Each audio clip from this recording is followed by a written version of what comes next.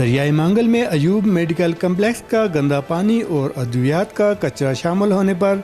مانگل بچاؤ تحریک کے وفد کی ڈپٹی کمشنر سے ملاقات۔ ڈی سی نے D N Ayub medical complex کو تحریری طور پر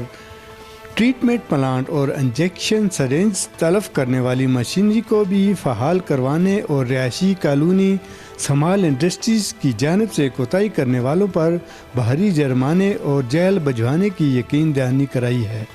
دریائے مانگل میں ایوب میڈیکل کمپلیکس، رہائشی کالونی سمال انڈسٹریز اور مائننگ کا فضلہ شامل ہونے سے قدرتی پانی کا ذخیرہ ناقابل استعمال ہو چکا ہے اور اس دریا پر مختلف مقامات پر سرکاری 3 ٹیوب ویل کا پانی بھی پبلک ہیلتھ کی رپورٹ کے مطابق پینے کے لیے مضر صحت ہے۔ 45 کلومیٹر طویل دریائے مانگل سے ملحقہ 54 دیہات کے ہزاروں رہائشیوں کی بنیادی ضرورت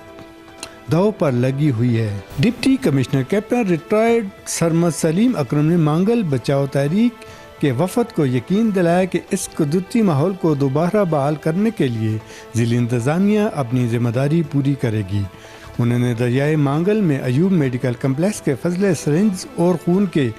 سیمپلز شامل ہونے پر تشویش کا اظہار کیا ہے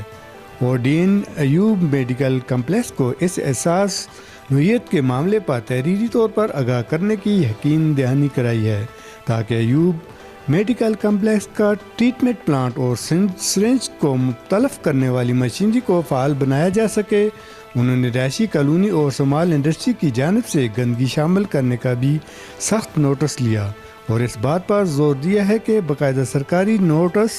جاری کیے جائیں گے اور خلاف ورزی کرنے والوں پر بھاری جرمانے اور جیل بھی بھجوانے سے گریز نہیں کیا جائے گا۔ ڈپٹی کمشنر نے مچھلیوں کے غیر قانونی شکار کی روک تھام اور دریائے مانگل پر سرکاری ٹیوب ویل سے پانی کی مزید نمونے بھی معیار کی جانچ کے لیے حاصل کرنے کا یقین دلایا۔